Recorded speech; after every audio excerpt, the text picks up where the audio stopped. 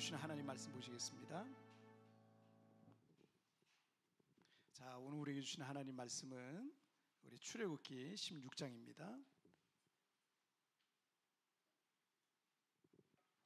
자, 출애굽기 16장 1절부터 5절. 출애굽기 16장 1절부터 5절. 자, 우리 한 절씩 교독할 때 제가 16장 1절 말씀 먼저 봉독해 올리겠습니다. 이스라엘 자손의 온 회중이 엘림에서 떠나 엘림과 시내산 사이에 있는 신광야에 이르니 애굽에서 나온 후 둘째 달 15일이라. 이스라엘 자손 온 회중이 그 광야에서 모세와 아론을 원망. 이스라엘 자손이 그들에게 이르되 우리가 애굽 땅에서 고기가마 곁에 앉아 있던 때와 떡을 배불리 먹던 때 여호와의 손에 죽었더라면 좋았을 것을 너희가 이 광야로 우리를 인도해내어 이 온 회중이 줄여죽게 하는도다. 그때 여호와께서 모세에게 이르시되 보라, 내가 백성이 나가서 일용할 것을 날마다 거둘 것이라. 이같이 하여 그들이 내 율법을 준행하나 아니하나 내가 시험하리라. 다 같이요. 여섯째 날에는 그들이 그 거둔 것을 준비할지니 거둔 것에 갑절이 되리라. 아멘. 자, 오늘 말씀 제목 읽겠습니다. 시작. 궁핍과 풍요 사이에서. 다시 한번 시작. 궁핍과 풍요 사이에서. 우리나라의 그 세종대왕이 만든 한글은 세상에서 가장 그 쉬운 글과 언어라는 것은 뭐 이견이 없습니다. 그래서 세종대왕께서 이 한글인 훈민정음을 만드시고 세종실록에다가 지혜로운 사람은 반나절이면 이것을 이해하고 어리석은 사람일지라도 열흘이면 배울 수 있게 된다라고 이렇게 기록을 해놨어요.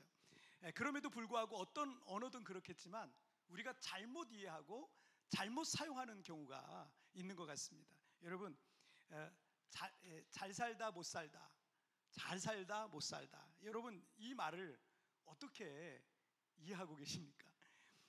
잘 살다 못 살다는요, 부와 가난을 말합니다.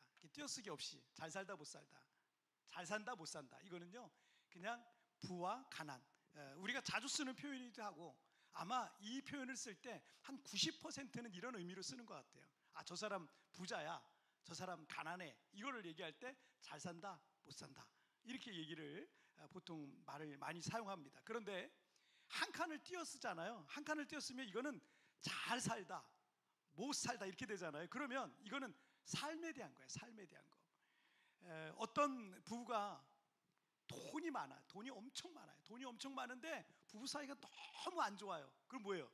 잘 살아요 못 살아요? 못 사는 거야. 못 사는 거야.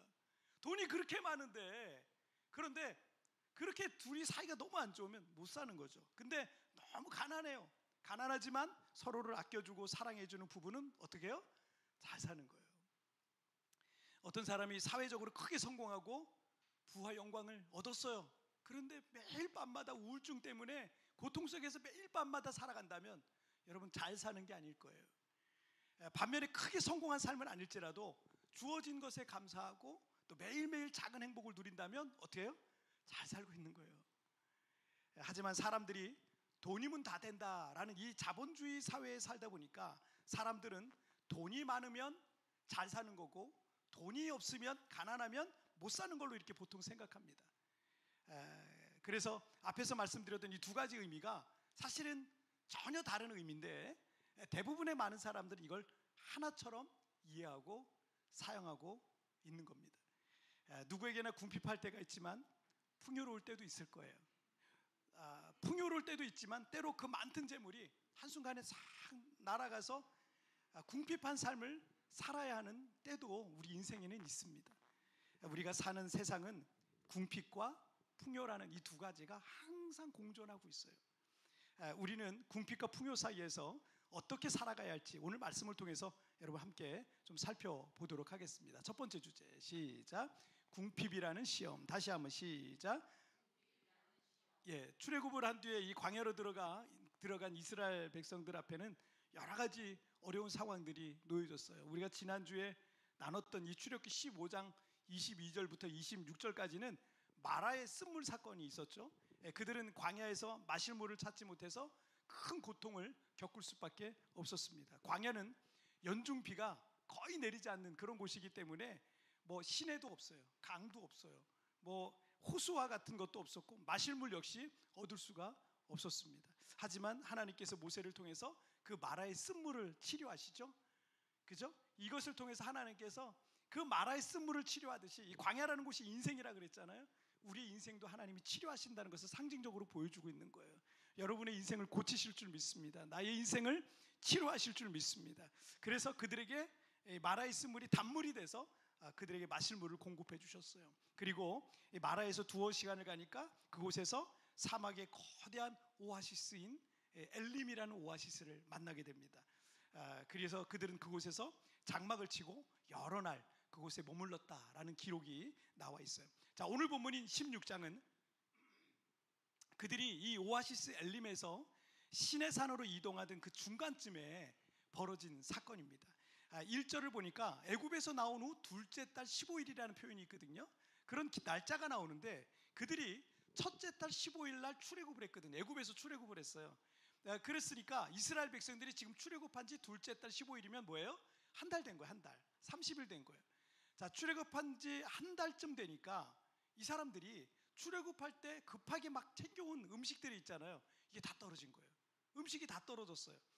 그런데 이 광야 한가운데 있었던 그들이 아무리 둘러봐도 어디에서도 먹을 것을 찾을 데가 없는 거예요. 그냥 끝없이 펼쳐진 광야만 있는 거예요.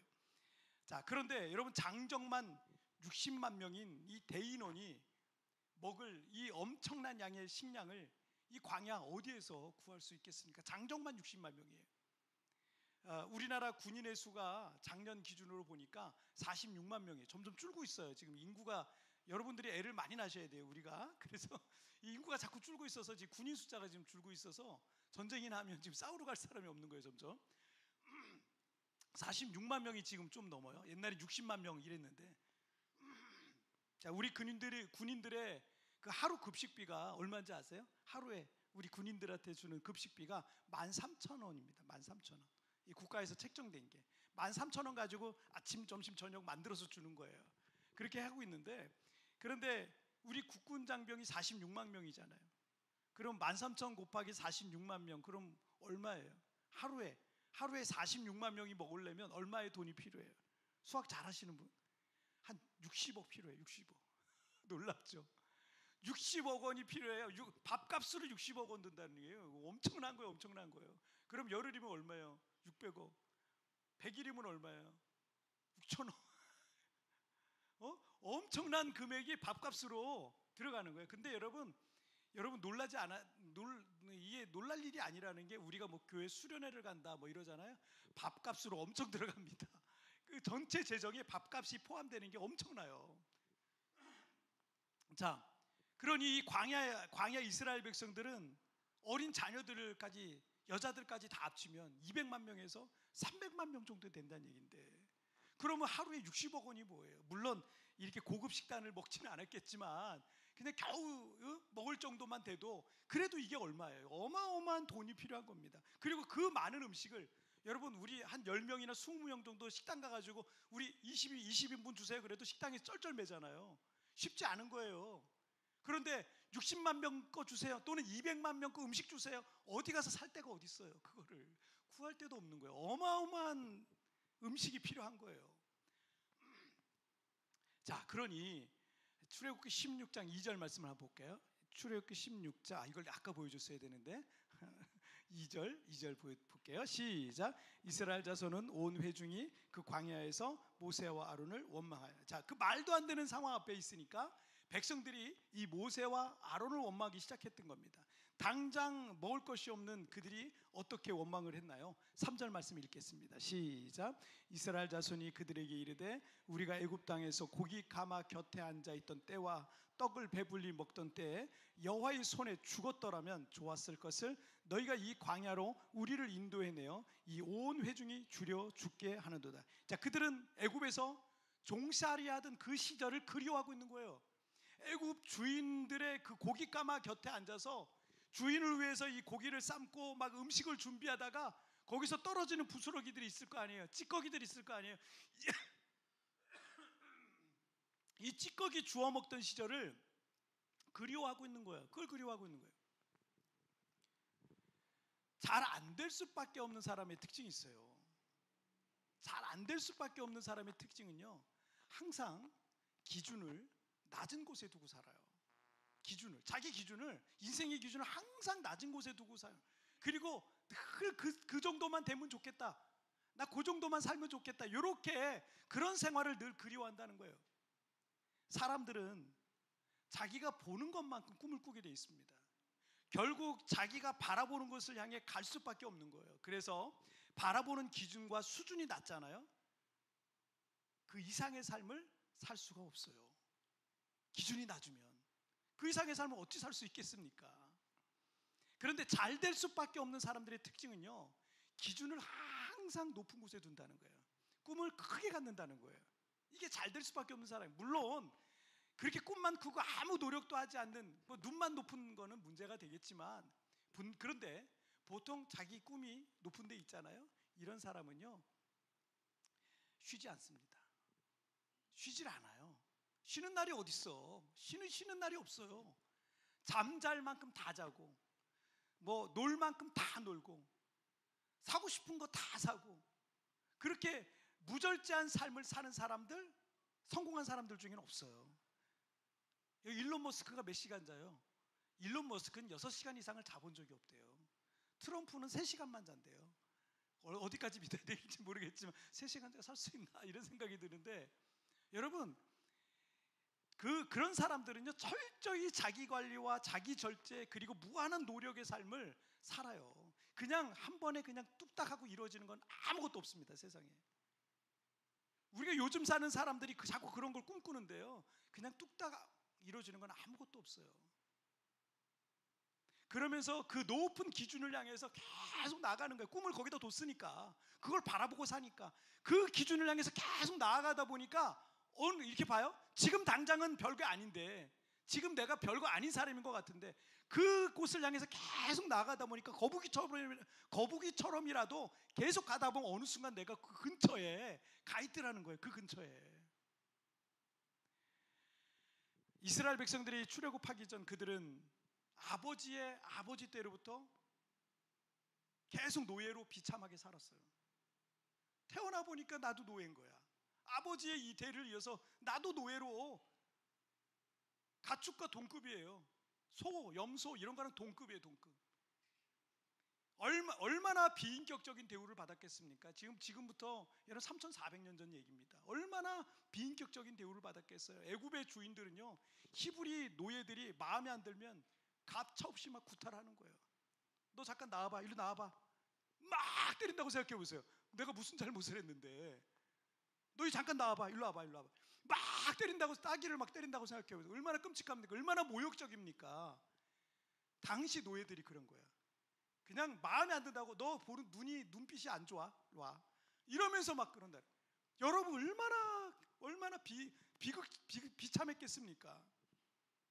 구타하고 심지어 마음에 안 들면 죽이기까지 해도, 왜냐면 내가 돈 주고 산 거니까. 아무도 그 말 한마디 할 수가 없었어요.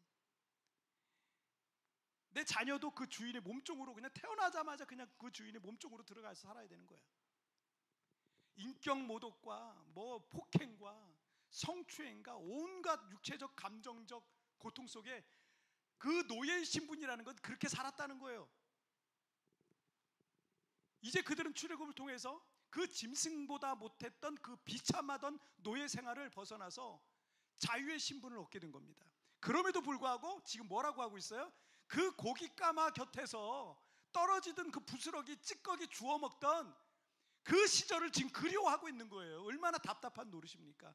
그들이 얼마나 고통스러웠는지 까먹은 거예요. 잊어버린 거예요.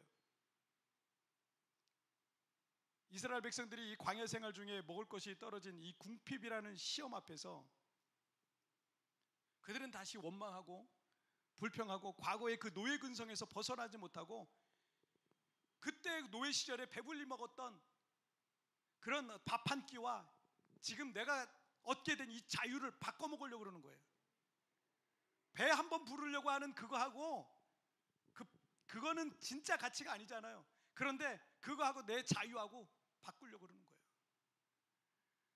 우리는 이 성경을 통해서 객관적으로 이 사건을 바라보고 있지만 사실 우리도 궁핍이라는 시험이 올 때 이렇게 흔들릴 때가 있어요. 여기 필리핀에서 사업하시면서 현지 직원들 고용해서 함께 일하고 있는데, 우리 뭐 집사님들이 뭐 정이 많아가지고 막 이것도 퍼주고 저것도 퍼주고 이럴 겁니다. 그래서 일도 참 열심히 가르쳐주고, 저 친구 일도 열심히 가르쳐주고, 또 자녀들 학비도 좀 대줘야 되겠고, 막 이런 생각을 갖고 있어요, 우리 집사님들은 보통. 근데 어디서 막 그렇게 해서 내가 정성을 다해서 가르치는데 어디서 1,000페소 더 준다 그러면 그 정이고 뭐 신이고 뭐 이런 거 내팽개치고 그냥 당장 옮겨요. 당장 옮겨요. 물론 그 친구한테는 1,000페소가 클 수 있어요. 클 수 있어요. 그 당장 옮긴단 말이에요. 그런데 여러분, 우리나라 반도체와 전자제품이 세계 1위거든요. 세계 1위인데 요즘 심심치 않게 들려오는 뉴스가 대기업의 그 연구원들, 엔지니어들이 연봉을 2배, 중국에서 연봉 2배를 줄 테니까 넘어와라. 그 아주 최고의 기술을 가진 사람들을요, 연봉 2배를 딱 준다 그러니까 중국으로 몰래 넘어간 거예요. 그래서 그 기술을 다 넘겨주고 있다는 거예요. 얼마 전에도 그 넘겨준 사람 잡혀가지고 2년 6개월 형산다고 뉴스 나오더라고요. 누구라도 연봉 2배 준다니까 우리나라 사람이라도 흔들리는 거죠. 필리핀 노동자와 한국 사람의 연봉 차이가 크겠지만 물질 앞에서 이 궁핍의 시험을 통과하는 건 정말 어려운 거예요. 우리 앞에 있는 이 궁핍이라는 시험을 넘어갈 때, 여러분, 궁핍을 넘어서는 인생을 살 수 있어요. 자, 다시 궁핍이라는 시험을 넘어갈 때, 그 물질이라는 시험을 넘어갈 때 내가 궁핍을 넘어서는 인생을 살 수 있어요. 하지만 그걸 넘지 못하면 평생 내가 물질의 노예로만 사는 거예요. 계속.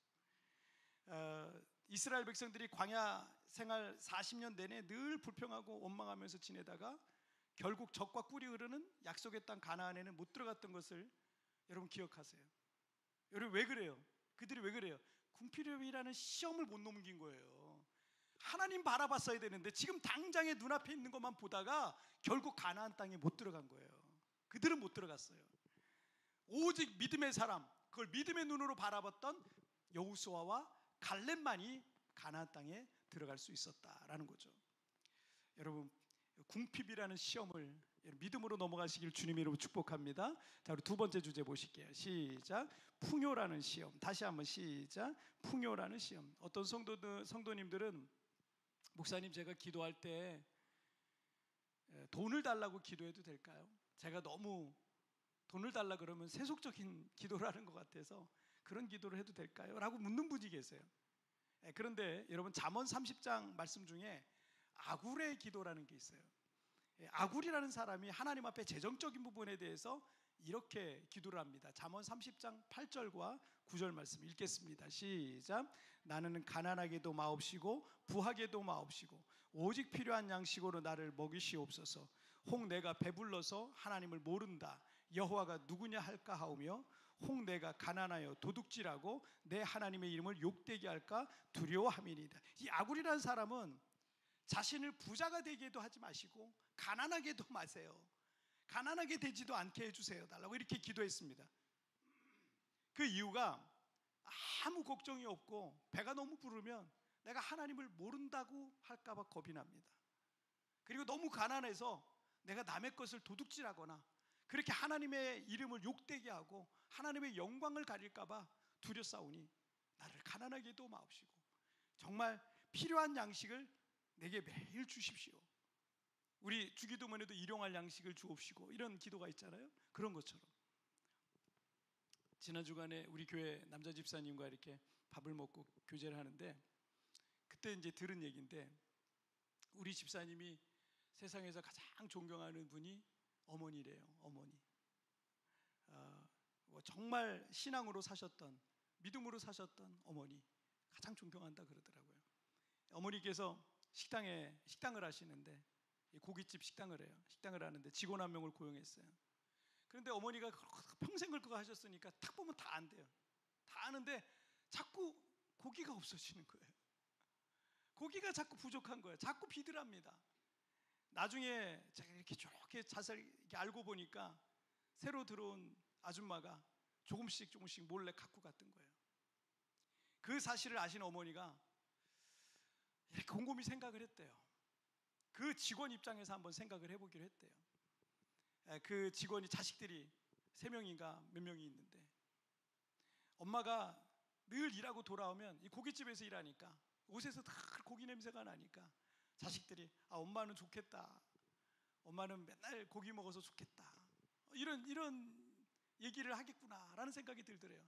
제가 예전에 한국에 있을 때 신방 가면은 꼭 고기를 대접하시는 분들이 많잖아요. 숯불고기 뭐 이런 거. 근데 집에 가면 고기 냄새가 몸에 막 진짜 아빠 뭐 먹었어요? 우리 애들이 꼭 그랬어요. 아빠 좋겠다. 맨날 그랬어요. 너무 미안하더라고. 제가 막 넉넉하게 사줄 형편이 안 됐었거든요. 미안하더라고. 근데 신방 갔다 오면 꼭 고기를 대접해가지고 몸에서 푹푹 냄새 풍기고 막 갔던 적이 있거든요. 그런 거랑 똑같아요. 그 고깃집에서 일하는 아줌마 맨날 고기 굽고 이러니까 애들이 엄마는 좋겠다, 매일 고기 먹어서, 이렇게 생각할 것 같더라는 거예요. 그래서 안 되는 일이지만 그 아주머니가, 자식들이 눈에 밟힌 그 엄마가 식당 고기에 손을 댔겠구나, 이런 생각이 들더래요.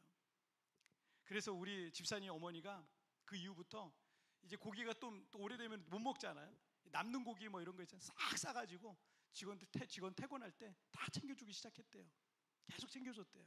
그랬더니 그 이후부터 고기가 안 없어지더래요. 고기가 안 없어지고, 그리고 이 직원이 자세가 너무 좋아서 손님들 응대를 막 너무 밝게 웃으면서 손님 응대도 잘하고 그렇게 열심히 일하더라라는 이런 간증을 저한테 해주시더라고요. 저는 그러니까 그 집사님, 저는 우리 어머니 너무 존경해요. 우리 어머니 존경해요. 참 제가 그걸 보고 정말 훌륭한 어머니시다라는 생각이 들었어요. 그걸 보고 자란 우리 집사님의 마음에도 그 어머니의 그 신앙의 본을 따르려는 마음이 있겠구나. 이렇게 궁핍이라는 시험을 넘어서기가 사실은 쉽지 않은 거예요. 누구라도 그 앞에서, 한국 사람이든 필리핀 사람이든, 당장 먹고 사는 이 문제 때문에 많은 사람들이 사실은 넘어집니다. 그런데 이 아굴의 기도의 포커스는 돈이 아니에요. 여러분, 돈이라고 생각하지 마세요. 아굴의 기도의 포커스는 돈이 아니었고 하나님 앞에서 믿음과 신앙이었던 거예요. 여러분이 돈을 구하되 얼마든지 구해도 상관이 없어요. 돈을 구하세요. 그런데 돈을 구하는 목적이 기도의 목적이 되지 않았으면 좋겠습니다. 기도의 목적이 돈을 구하는 것이 목적이 되지 않았으면 좋겠어요. 돈을 구하는 것이 여러분의 인생의 목적이 되지 않았으면 좋겠어요. 나는 우리 성도님들이 성공도 하고 돈도 많이 벌기를 기도하지만 물질과 성공이 믿음보다 앞서지 않고 신앙보다 앞서지 않기를 위해서 저는 기도합니다. 정작 돈을 벌었는데, 정작 성공했는데 이스라엘 백성들처럼 배불리 먹을 밥 한 그릇에 신앙을 팔아먹는 그런 일이 있어서는 안 될 것입니다. 오늘 본문 4절 말씀을 보실게요. 시작. 그때 여호와께서 모세에게 이르시되 보라, 내가 너희를 위하여 하늘에서 양식을 비같이 내리리니 백성이 나가서 일용할 것을 날마다 거둘 것이라. 이같이 하여 그들이 내 율법을 준행하나 아니하나 내가 시험하리라. 이스라엘 백성들이 먹을 것에 대한 불평과 원망을 하자 하나님께서 하늘의 양식인 만나를 날마다 내리실 것을 말씀하셨어요. 만나는 쌀도 아니고 밀도 아닌데 쌀이나 밀처럼 찧어가지고 가루를 만들어서 떡도 만들고 뭐 빵도 만들어서 이렇게 먹을 수 있는 하늘에서 내리는 신비한 양식이었습니다. 만나는 매일 밤과 새벽에 하늘에서 비처럼 내린다고 성경에 기록되어 있고요. 백성들은 밖에 나가서 비처럼 내리는 그 양식을 그냥 걷어서 먹으면 됐었습니다. 그런데 하나님께서 이 만나를 먹을 때 규칙이 있었어요. 그냥 먹으면 안 돼. 규칙이 있었어요. 몇 가지 규칙이 있었는데, 첫째, 매일 일용할 것만 거둬라. 둘째, 다음 날까지 남겨두지 말라. 셋째, 안식일 전날에 2배를 거둬라. 만약 욕심을 부려서 더 많이 거두게 되어도 다음 날 아침이 되면 그 만나는 썩고 벌레가 나고 냄새가 났습니다. 먹을 수가 없었어요. 그래서 매일 필요한 양만큼만 만나를 거둬야 했습니다. 이것은 매일 하나님을 의지하고 신뢰하며 살아야 할 것을 말씀하시고 있는 거예요.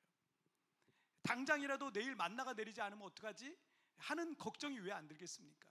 그래서 더 많이 거두는 사람들이 여기저기서 생겨났던 거예요. 하지만 다음날 만나는 썩어서 먹을 수가 없었는데 여지없이 매일 아침마다 만나는 또 땅에 다 덮여 있었습니다. 하얗게. 40년간 매일 하나님만 바라보고 하나님만을 의지하는 신앙의 훈련을 이 만나를 통해서 하신 거예요. 내일 만나가 안 내리면 큰일 나잖아요. 그러니까 내일도, 오늘 밤에도 잘 때 하나님 내일 만나 내리게 해주세요. 내일 만나 안 내리면 우리 다 굶어요. 굶어 죽어요. 그러니까 매일 그 훈련을 하게 하시는 거예요. 매일 그 훈련. 제가 처음 교회 개척에 대한 사명과 비전을 받게 되었을 때, 제가 부목사로 섬기던 교회 담임 목사님의 설교를 통해서 크게 이제 도전이 되었었는데, 교회 개척은 돈 갖고 하는 것 아니다. 교회 개척은 믿음으로 하는 것이다. 라는 그런 말씀이었어요. 거기에 제가 크게 도전을 받았어요. 그리고 그 말씀 때문에 교회 개척 사명에 순종하기로 했던 겁니다. 그런데 제가 섬겼던 교회가 경기 북부에서 가장 큰 교회였기 때문에 그 교회에서 제가 10년간 부목사로 섬겼던 제 마음 저 구석에서 그래도 정이 있지, 큰 교회에서 좀 도와주시면 안 되나? 이런 마음이 속에 막 올라오더라고요. 그런 인간적인 생각이 좀 들더라고요. 하지만 그런 기대와 달리 교회에서 파송식은 아주 그냥 온 성도들의 기도와 함께 뜨겁게 해주셨는데 물질적으로는 지원해 주시지 않았어요. 저는 정말 돈 갖고 하는 개척이 아니라 믿음으로 개척을 도전해야 됐고, 그 위에 우리 교회가 이제 세워진 거죠. 물론 교회 개척의 과정이 쉽지는 않았습니다. 그래서 매일 하늘의 만나를 바라보듯이 주님을 의지하고 바라보지 않으면 안 됐습니다. 기도하지 않고 하루를 넘길 수가 없어요. 매일 기도해야 됐습니다. 견뎌낼 수 없었던 그런 시간들이 정말 기도하지 않을 수 없도록 만들었습니다. 하나님께서 매일 은혜를 베풀지 않으시면, 매일 공급해 주시고 역사하지 않으면 안 된다는 믿음으로 매일 주님을 바라봐야 했습니다. 만약 넉넉한 이 지원 속에 물질 걱정하지 않고 제가 개척을 했다면 어쩌면 저는 영적으로 나태해졌을 거예요. 그리고 하나님을 바라보기보다는 물질을 의지했을 거예요. 인간은 약하기 때문에 저처럼 목사라 할지라도 크게 다르진 않습니다. 때문에 저는 매일 기도하고 또 기도할 수밖에 없었습니다. 특히 이세브라는 지역의 특별한 목회 환경은 저로 하여금 또 기도하고 더 주님만 의지하게 훈련시키셨어요. 거주 기간이 짧다 보니까 이 만남과 헤어짐을 계속 반복할 수밖에 없어요.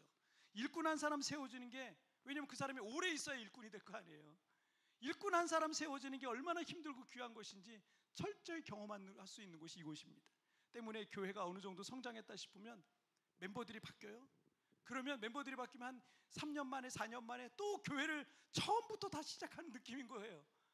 처음부터 일꾼들 또 세우고 또 다시 시작해야 되는 이런 일들이 계속 저에게 반복이 되더라고요. 12년 동안 계속 그랬습니다. 그러니 제가 매일 기도하지 않고 매일 만나를 내리신 하나님을 바라보듯 매일 주님을 의지하지 않고 어찌 이 사역을 제가 감당할 수 있겠습니까? 그래서 하나님께서 저를 돈 갖고 하는 개척이 아니라 믿음으로 세우는 교회 개척을 위해서 이 땅에 저를 보내셨구나라는 생각이 들더라고요. 때문에 처음 시작은 어려웠지만 그 사이 하나님께서 저를 단단하게 만드시고 성장시키셔서 저는 지금 너무 감사해요. 사실은 이런 돈 주고 살 수 없는 것들을 얻었기 때문에 저는 너무 감사해요.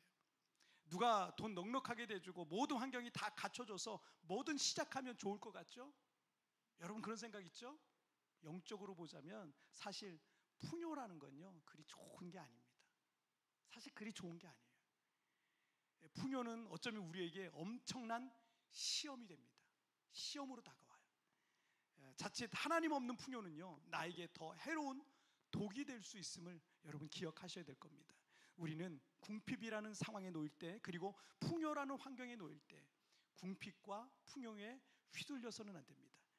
어떤 환경에 있든 어떤 환경 속에서든 하나님의 뜻을 따라 순종하고 그 환경에 감사하고 그리고 주어진 환경을 누리며 살아야 되는 겁니다.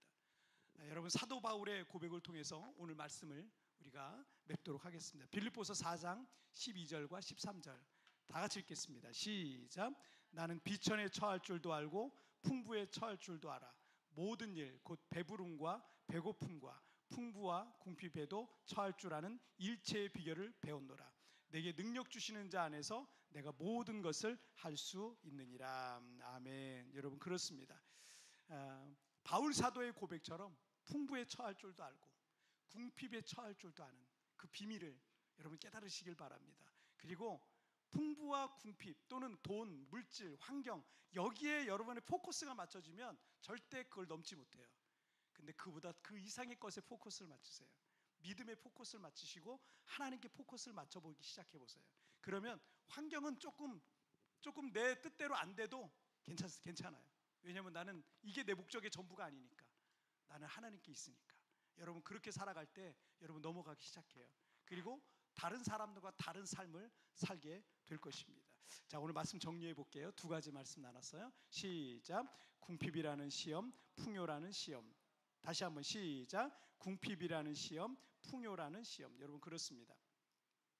우리는 궁핍과 풍요의 사이에 우리가 평생을 우리가 살아가고 있는데 이 궁핍이라는 시험이죠.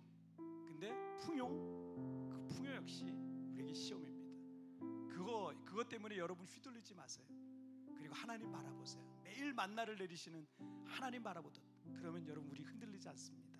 환경이 변해도 상황이 안 좋아도 여러분 주님 바라보면서 여러분 믿음으로 승리하는 여러분의 인생을 만들어 가시길 축복합니다. 같이 우리 찬양 같이 드릴게요.